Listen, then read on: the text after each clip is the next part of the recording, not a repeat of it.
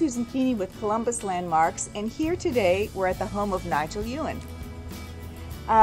We're here for a first-hand look at his home renovation project. This is a charming bungalow style built in the early 20s. It has a large, wide front porch, which was very typical of that style. Now, the house was in good condition, but was covered with vinyl siding. And this happened a lot in the 60s, 70s, and 80s. People thought it was just too much work to paint every few years. But a growing number of homeowners, such as Nigel, are trying to remove these skins of siding to restore their house to their original intended appearance.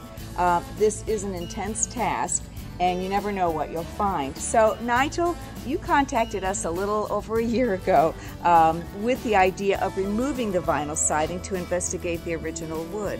So why did you want to do this project?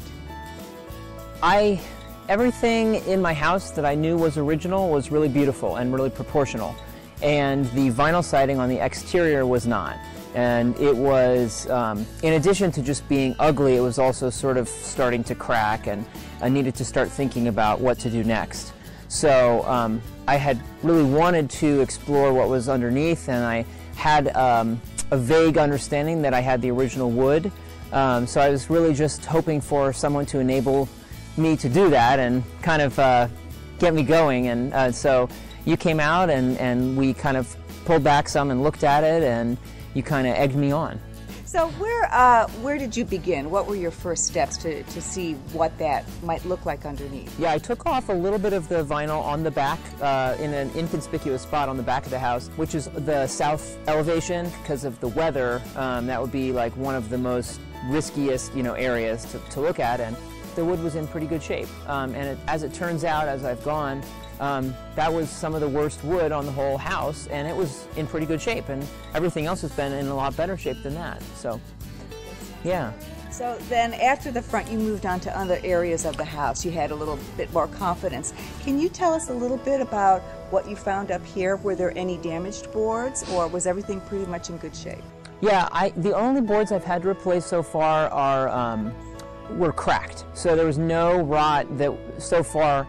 Almost no rot that required me to replace boards. I've probably replaced about 15 feet total only, and maybe like 3 feet of that was rot, and the rest of it's just because the additional layers of material on top have just kind of cracked the wood, and a lot of nails that have been driven into it and stuff that's happened. So I've been very fortunate with not only the wood that's here is sturdy and in good shape, but also that it hasn't been, I haven't needed to replace a lot of it. Yeah, that's a good thing.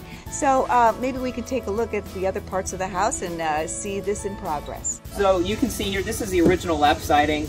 It's really pretty. I like it. It's around this neighborhood, there's a lot of siding that's this thickness. I haven't seen a lot that has this smooth curve to it. Most of it is kind of a sharp edge. So it was a neat little unique discovery. On top of the wood siding, original wood siding, there's this cheap cedar. It's really just a pain.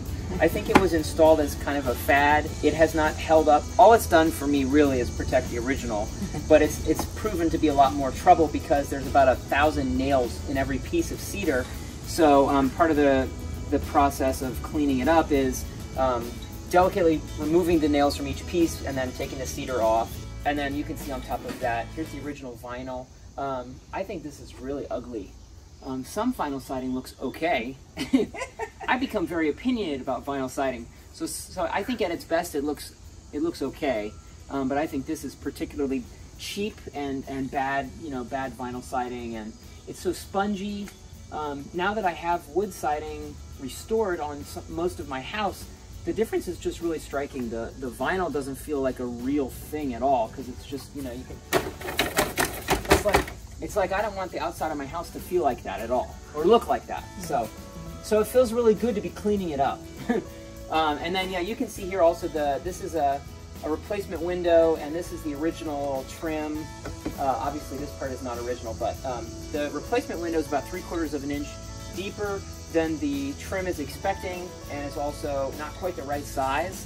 So there's space beneath the sill that needs to be filled in, and The sill itself really needs to be extended, and it's a big pain in the butt. Now, I mean, it's an amazing project, and I wondered, having gone through this process, if you had any recommendations or advice for somebody interested in doing this with their old house. Yeah. Well, like I said, the trim, just being conscious of obvious things is maybe obvious advice, but I could have figured out that this was going to have a big cavity here, even when it was covered up. But I didn't really put the pieces together, so I'd recommend just being thoughtful about anticipating problems ahead of time. But I would really just encourage people to be confident that it's doable. Even needing to replace pieces of siding, a lot of siding profiles, wood siding profiles are still available, and even if you can't find something that's stock to match, it's not crazy to get something milled to match your wood siding, and it's worth it. It's so beautiful. I would also just say I was surprised at how much I ended up enjoying working outside on the siding. I kind of thought it was going to be like slave labor in the hot sun, but I've really, it's become very pleasant to be out here and working a little bit at a time, and yeah, so do it. Everyone should do it. Everyone should restore the wood. It is such a remarkable change. I really wish that my neighbors were doing this instead of me, because I'm not able to see, when I'm in my house, I can't see my own house, so. So for more information and resources on painting your old house, or for advice on color selection, visit our website, columbuslandmarks.org, under the Home Preservation Program. And as always, call us anytime. We're happy to help.